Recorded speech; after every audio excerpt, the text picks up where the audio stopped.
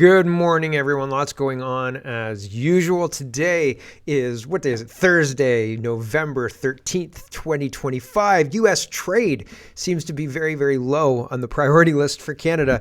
Anita Anand is announcing $400 million more for Gaza, and there's more money sloshing around for all sorts of other things. But they get very cagey when asked about trade with the United States. They get very, very concerned looking and grave, and then they pass off to somebody else, and they won't answer the question. And that's concerning because the USMCA is a really big deal in Canada. And if we didn't have that, well, I don't think Canada survives. You can't replace that with platitudes and bad rhetoric and worse teeth. Like, it just doesn't work. The PBO is looking for a new budget officer who will say what he's told to say. The current one is much too mouthy, I guess, and says things like, this is unsustainable, we can't do this, and all sorts of other things. So that's not surprising because Mark Carney doesn't like being told no. AFD had bank accounts closed at the credit unions, so it's spreading. And what's going to happen is that people are going to drive AFD and other people to use alternative materials and methods. They'll use Bitcoin or whatever, and maybe that's worse. They'll use cash, fingers crossed. They'll put it underneath their mattress so the banks can't take it away from them. I don't know what's going to happen with all this debanking stuff, but if your product stops working properly, then people will stop using your product. And an example of this is YouTube. YouTube is putting my show in processing after a live stream. So if you don't catch the show live, you can't watch it for like 24 hours or something like that. I'm not sure. So I'm going to be starting to put the short show on CanadaPoly.com as well, because the censorship is absolutely crazy. I didn't realize this was happening because I'd seen that the processing changed, and that happened a few months ago. It used to be once you had a live stream up, you could play it and it would just process in the background. Not anymore. You can't play it. I didn't know that until I went to the YouTube app and I opened it on my channel and I tried to see the day's episode at like noon or something like that. It wasn't ready. And it wasn't ready at 7 o'clock, and it wasn't ready at like 10 o'clock either. And so I don't know if that was just my experience, but I thought that's weird. And when I asked the YouTube help people, they said, oh yeah, no, that's normal. We made that change on purpose. They said it's acting as it should act. And I said, oh, you guys are criminals. It's ridiculous. So these soft censorship and the use of these big conglomerates, they're going to undermine themselves if they keep doing this. Now, they're not going to do this to a lot of people, but I don't know, man. It seems weird. It seems like most other live streams are available right away. I don't know. There are some gamers who are complaining about it. Grocery stores aren't profiteering, but 30% profits. Is that normal? 30% profits? Is that what it is? Liberals in the media are using the floor crossing to distract from their terrible budget. And there's a whole lot around what's going on with the messaging around the budget, and we have to talk about that. So we're going to start with the budget, but I've got some show announcements to talk about, and I've got a drone system that I think is a product of the future that we're going to talk about as well. So this is Linkroll. This is my Reddit clone that I've made, and I want you to help me test it out. I've been talking about it on the page show for a few days. I've sent it around to people just to test it out. I've been cleaning it up. I added the original Reddit sort, which is, I loved Reddit in 2008. And basically what Reddit was a link aggregator for people who were bored in their office, right? Honestly, genuinely, that's what it was. It was built for the desktop. It was text-based. It basically was linked to long articles that would waste your time. Because that's what it was. It was a time-wasting website. It wasn't social media, but they did have karma, right? There was a karma thing. You had points for posts, points for comments, and the comments would rise to the top. But there was no algorithm sort that targeted your user, really. Anybody could submit a link. All you needed was an email. So I have the whole point of the Reddit originally was submit something, anything, and we'll talk about it. And you don't have to talk about it on Twitter or wherever it is, like, right? Like, if you don't want to respond to this, but you want to say, holy cow, that's the coolest home drone shooting system I've ever seen, you can do that. And you don't have to worry about what the original tweeter thinks or anything like that. So anyway, I've built this. I think it's really cool. You could upload a link or you can upload an image. If you upload an image, you have to upload the direct one, the second link down on post images, because to keep it light, all the resources are basically off the server. Nobody's uploading anything. Twitter images work natively as well, so that it'll do this and it'll preview. Oh, it should preview. You can just do that, and you can preview the tweet. Sorry, this feels like a sham WoW commercial, right? But I just want some test users, so check it out if you're interested. Sorry for wasting your time. I appreciate your indulgence. And let's talk about robot dogs with guns on their head. Not quite. Something to protect your house against robot dogs with guns on their head. I'd have a couple of AR-15s and turrets if that were acceptable, right? Are we doing this yet in England? In England, most neighborhoods are like walled. Your house is behind. Well, my aunt's house and both of my aunt's houses and a couple of my cousins' houses are behind walls. So like you go in and they have a gate, and usually the gate is open. It's not like the gate is always closed. But when my uncle and aunt owned a bed and breakfast in Birkenhead, and when they went to bed, it was somebody's job to go and close the gate because there was a lot of crime in Birkenhead. And it was always the youngest kid. It was my cousin. And I was like, why do you send the youngest, weakest person to close the gate? Like if there's all this crime, that seems like a bad idea, everyone. Right? Like, so it was a weird thing. Anyway, I would definitely have this. This is an incoming drone, and the protective system fires off and protects the house or whatever it is. And why do I feel like personal drone systems and turret systems are coming to our Canada and way of life in the near future? I hope I'm wrong about this. Here we go. 114 now. In route. Oh wow, yeah. It's gonna hurt you guys.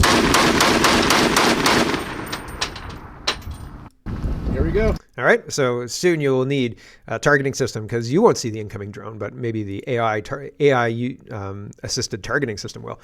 Yikes. Okay, we got to start with the budget, and budget 25 is making waves, and a lot of the time what's going on is the Liberals are trying to distract from how bad this budget is by talking about the floor crossing, talking about Pierre Poilievre's bad behavior as leader, talking about him as an ineffective leader, all sorts of stuff. It's tricks meant to distract people from the terrible, terrible budget that's going to pass because the NDP are going to pass it because they're terrible. Don Davies, who's the interim leader of the NDP, has started blocking a whole bunch of people on the Conservative side. Mark Nixon was blocked by him. I didn't check if I was blocked because I just don't care. But CBC Watcher is highlighting this cartoon, and this is a Steve Neese cartoon, and Carney is saying it's a generational budget, and so Champagne says, here's your generational bill and your kids' bill too, right? So all of the children who are going to be on the hook for all of this spending because it's a lot of spending, and what are we going to get for it? Nothing whatsoever. Like, we're not going to get anything for it at all. Here is Mark Dalton, and he says, of the floor crossing situation, after the 21 election, 3 Conservative MPs, including myself and Chris d'Entremont, ran to be Deputy Speaker. Conservative MPs had an internal vote, and Chris narrowly won. This is how we do it for the post as well as caucus chair. Fast forward to this year, d'Entremont didn't want a vote to happen. He wanted to be appointed. When that didn't happen, and he lost in a free vote to Tom Kimmich, he was very upset and made it known. By the way, I lost the vote to be Assistant Deputy Speaker to John Nader, and I'm not sulking. Attempts to placate d'Entremont were futile. He thought he was owed this position, but he was not. I can assure you that he would not have crossed over if he had won this prestigious position and the extra 51,000 that goes with it. Take everything you hear from him about his reasons abandoning those who voted for him and the Conservative Party with a hefty dose of skepticism. Right, and I think that when I was in politics and when I was running in the PPC and trying to set up the riding association in 2019, we had people who did not align with us politically join the association because they were spying on us. And so do I think that happens in other political parties too? Yes. Do I think that potentially happened here? Potentially. Could be. Sure sounds reasonable, right? Like, the Liberals wanted a majority. The Liberals didn't get a majority. So do you sacrifice your spy who doesn't have a very high placed position to push that over the edge? You're so close, right? One or two defections and then you're done, right? Could that be the play that maybe backfired for the Liberals? I don't know. Genuinely, I don't know. I'm just speculating here, but it's interesting nonetheless. And if this is true, having a spy in a position like speaker as a quote conservative speaker, but who's actually a liberal, how valuable would that be? What do you think? I think very valuable, personally. So valuable enough that if he was in that position, he maybe wouldn't have left, right? Here is Mark Nixon. He's highlighting Pierre Poilievre talking about what's going on with the economy and what's going on in Canada with regards to affordability. And Poilievre doesn't hold back. Still, not to say, it doesn't seem like Poilievre is really going to put the brakes on any of the things that are really detrimental to the Canadian economy. He says all this, sure, but I don't know, man. I'm not convinced. I'm not convinced that the Conservatives are going to be the saviors of Canada, period. It was reported RCMP published a secret report suggesting Canadians may revolt once we realize how broke we are. This year, under Prime Minister Carney, we're approaching a $100 billion deficit. How close are Canadians to a breaking point? Well, many are already broken. That's not the only report. The Liberal government, there was a leaked report that came out through Black Locks. Got very little media coverage, but it said basically liberal policies had us on track so that Canadians will have to forage and hunt for food because they can't afford groceries. Like, this is in Canada. This is the talk that you would expect in an impoverished, overpriced third world economy. But that is the trajectory that the Liberals have us on. And this costly credit card budget of Mark Carney will make that even worse. Canadians can't afford life. They are absolutely desperate. Go into our streets and talk to people. Ask them about their lives. Their lives are falling apart because they cannot afford this costly government. And it is leading to major breakdown. Go onto the street not far from here. There's an encampment where people who've lost hope and have been broken are now addicted to fentanyl and are dying face first on the pavement on our streets. These are the real issues. This is why I'm in politics, to fight to give back the promise of our country that every single Canadian, whether they're a waitress, a welder, or a businessman, can have a good plate of food every single night, live in a nice house on a safe street. That's why we're in this business. Last year it was reported.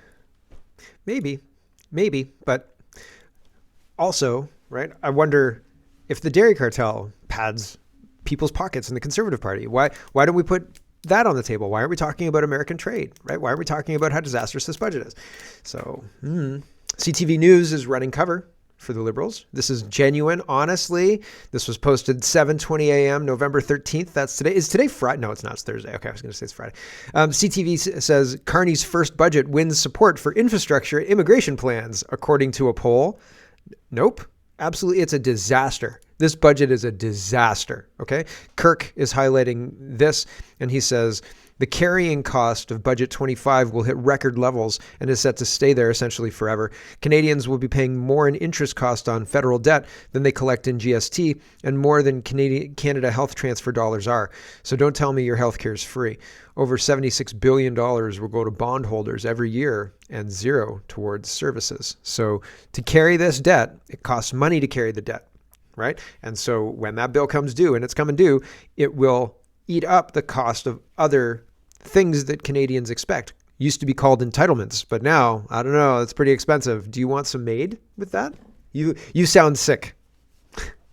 No, you don't think you're sick? Well, that's mentally ill. So checkmate, right? Cat Canada says Poilievre slaps CTV reporter. Reporter asks him about losing 2 MPs and quickly regrets it. Poilievre goes on to list all the Liberal MPs criticizing the budget with tongue-in-cheek and says he expects to see wall-to-wall coverage of it. So I know that I'm looking forward to seeing the wall-to-wall coverage on CTV of all the costly turmoil in the Liberal budget. So here's this back and forth. There's a bunch of people who are responding to this as well. Mark Nixon says mainstream media is absolutely disgusting. CTV and CBC show up to Pierre's press conference with one mission: to grill him about d'Entremont. Mark Carney clearly sent the orders. Pierre flips it back on the reporter, and you can see them squirm. CBC isn't journalism anymore; it's paid propaganda. So here's part of this. This is a shorter clip than the last one, but they're both in the same thing. It's just one cuts it off a little earlier. Aaron Collins, CBC. So Chris d'Entremont, just turning back to last week, said that your party is being run like a frat house. So I'm just curious what you think he means by that, and if you think well, that I think it's just interesting to me, and I'm going to back this up a little bit. The reporters who engage in this are comfortable ignoring how bad the budget is, ignoring how dire the budget is because it's going to impact people. And instead they want to talk about how the Conservative Party's run like a frat house, which I don't think that's true. And even if it is, if people like it, who is this reporter person to judge? It's a distraction from the budget. It's unfortunate. Anyway, here's Poilievre. What you think he means by that, and if you think Well, I think that CBC had to be. Are you with CBC, by the way? Yeah, that's right. Oh, okay, right. I was just curious if you think that could lead to more MPs leaving your caucus, and what you think he means by that. Well, first of all, CBC has had to correct the falsehoods that they put into that story. So I encourage you to tell Canadians about the falsehoods you published and explain why you did that. But I would ask if you agree with Mr. d'Entremont, or do you believe he was telling the truth when he said, and I'm going to quote, "Now, after 6 months under a new Prime Minister who promised financial discipline, Canadians are still waiting." He said that he would be judged by the cost at the grocery store. Well, Canadians are judging him, and they are not impressed. Since the Liberals came to power, food prices have risen 40%. We have heard it many times here today. It is deliberate, and it is unacceptable. It is inhumane for a G7 country. Mr. d'Entremont said that Liberal food price inflation is inhumane. Do you believe that he was telling the truth when he said that? Yes. Oh, you can. One asking the questions. I did already. I already said that your report from CBC was wrong, and we have corrected the record. We put out a statement. We stand by the statement. But I have a statement here from Mr. d'Entremont. He says, since the Liberals came to power, food prices have risen 40%. We have heard it many times here today. It is deliberate, and it is unacceptable. It is inhumane in a G7 country. Do you agree with Mr. d'Entremont that Mark Carney's food price inflation is inhumane? So again, I asked you if you thought that if what you thought Mr. d'Entremont meant by your party being run like a frat house, whether or not you thought that. It's the reporter is upset because he's unable to frame the question, and Poilievre keeps flipping it on him. So it's a good political tactic, right? It's good politics to do what Poilievre's doing. Somebody in the chat saying, if you think this guy's the guy, or if you think this guy's it, I don't know what to say. I don't know what to say. I like PPC. Yeah. The unfortunate thing is elections are a wizard circle. Unfortunately, they're not. Their elections are totally rigged. Doing elections is not going to fix what's happening. We need to understand what's happened and then understand a countermeasure that will actually be effective, because winning an election is not going to do it. And is Trump, after almost 12 years of Trump, right? 8 years, 4 years under Trump, 4 years under Biden, and now a year or whatever under Trump, not quite a year. But at the end, it'll be 12 years under Trump. I don't think that he's really drained the swamp effectively. To effectively get rid of the rot that's happened since the Second World War, I don't think winning an election is going to do it, or winning 2 elections is going to do it. Harper maybe would have done it, but he bent the knee to the globalists because of the 2008 crash, and you don't want to lose that auto industry. Fast forward to 2025, whoops, right? Slipped on that banana peel. So it's one of those things where, sure, there are people out there talking about it. 1BC, right? Killing it, absolutely killing it. Ontario, I'm looking around, right? I'm John Travoltaing in Pulp Fiction. Where is a leader who's worth their salt? Danielle Smith, I don't know, not so much, right? But there are things she does that are good, and then other things that I think, what's your game, Danielle Smith? So it's a situation where I don't really see anybody genuinely fixing the problem. And I wish that I saw Trump fixing the problem, but it seems like he's rolling out digital IDs too. So digital currencies, digital whatever, modernizing the currency system or whatever you're saying. So, I wish that I believed in the system, but at this point, I think all of our institutions are cooked, including elections. Anyway, I digress. The food professor says, Statistics Canada claims that the budget pressures will mean less data for Canadians, but that's nonsense. BMO's chief economist was on our podcast last week and pointed out that his team now produces twice as much content and analysis as it did a decade ago, despite having only a quarter of the staff. Efficiency and prioritization matter, and AI, right? So there's that.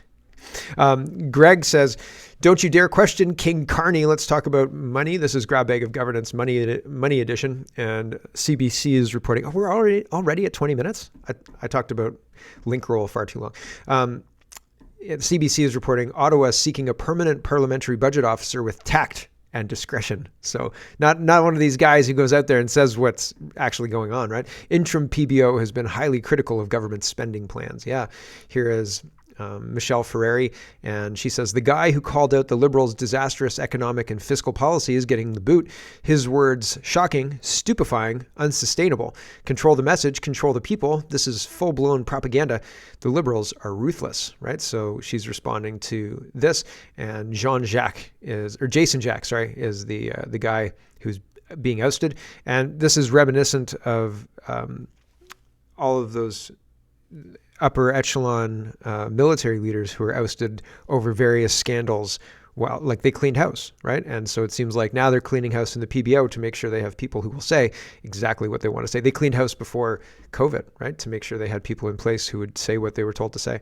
And when people who were in place said, hold on a second, I'm not going to go along with this, and they were removed, collectively the public kind of just shrugged.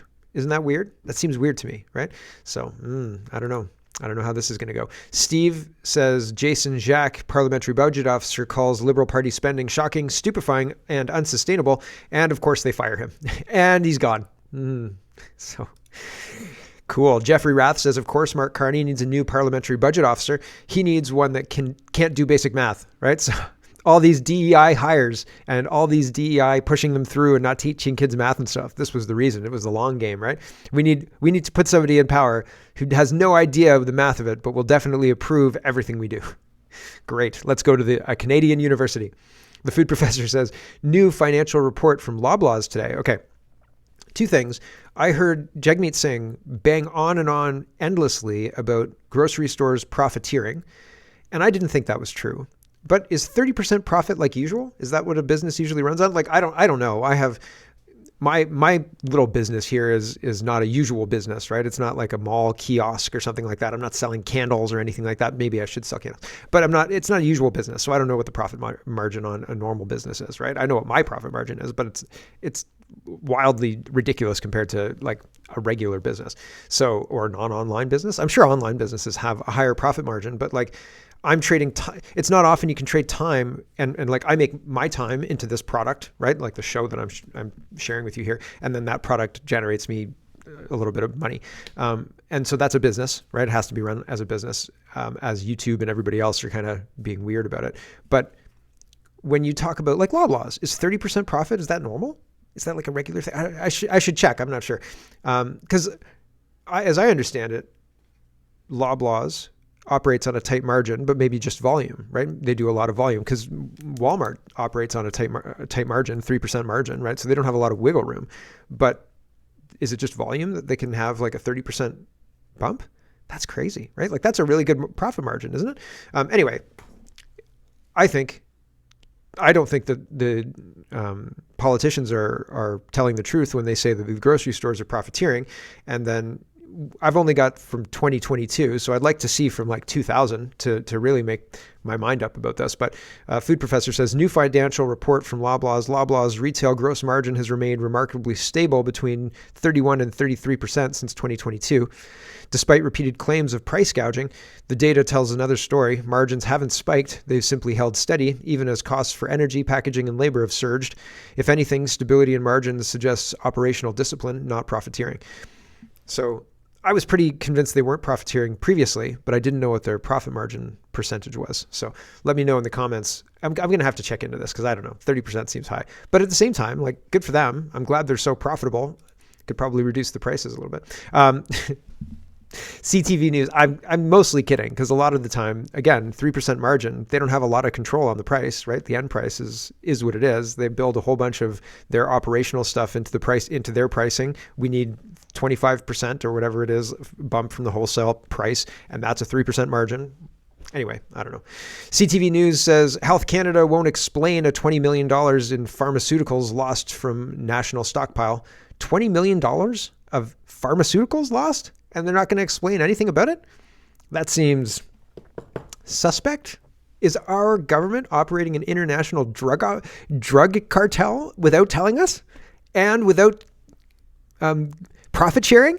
That's intolerable. I mean, not telling us is one thing, but not giving us the profits off this thing is intolerable. Okay, we've got to say goodbye to the stream. Sorry, I forgot that I was actually still streaming.